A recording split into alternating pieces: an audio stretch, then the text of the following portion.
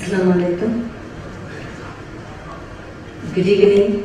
Let me take this opportunity to express my respect to UAE government under the visionary leadership of His Highness Sheikh Mohammed bin Rashid Al Maktoum for accepting and encouraging people from across the world. Permission, let me continue my speech in Malayalam.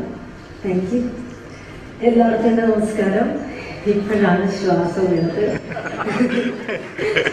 നമ്മുടെ സ്വന്തം ഭാഷയിൽ സംസാരിക്കുന്ന ഒരു സുഖവും സന്തോഷവും ഏത് ഭാഷ കണ്ടെടുത്ത് സംസാരിച്ചാലും കിട്ടില്ല എന്നുള്ളത് ഇപ്പൊ അനുഭവത്തിൽ മനസ്സിലായി.